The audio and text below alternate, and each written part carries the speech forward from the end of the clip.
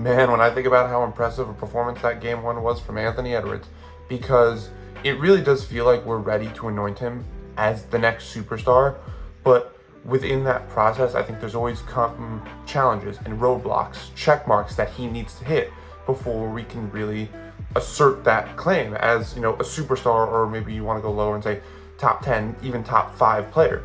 So he has this incredible regular season, but then it becomes, okay, but you have to start doing this kind of stuff in the playoffs. You have to raise your game in the playoffs.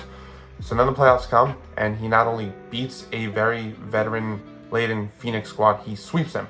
And that was insanely impressive because it's Kevin Durant, guy you looked up to, kind of felt like a passing of the torch moment. And to not only beat them, but to sweep them was very encouraging for that superstar track.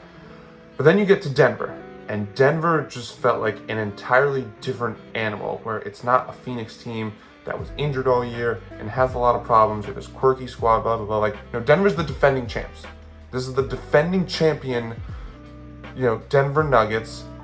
They know exactly what they need to do. They beat you guys in last year's playoffs. It's not going to be as easy as Phoenix. This is the second round also. So as things progress with each round, the intensity gets ratcheted up. It's just a completely different experience, a completely new challenge, a much harder challenge.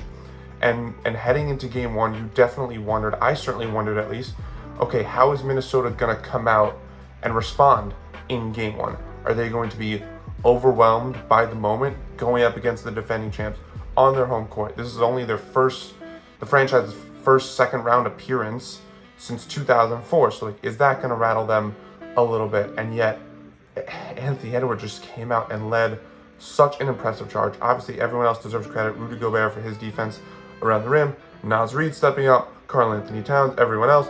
But it's on Ant. The way he just led the charge from the jump, just attacking relentlessly, and to ultimately finish with 43 points on 17 of 19 shooting, 7 rebounds, 3 assists, and even more impressively, the 12 points he had in the fourth quarter.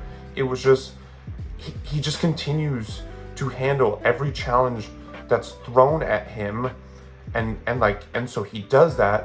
But then what's also both impressive and I guess kind of scary for the rest of the league is he hits a jumper with under a minute and a half left to put Minnesota up 11, and Denver calls timeout, and he just gets hyped. He gets so insanely hyped. He is near Minnesota's bench. He starts, aggressively high-fiving everyone, just being like, "Let's go, guys, come on," and just tapping everyone up and all that stuff. And you're just like, oh, this dude cares.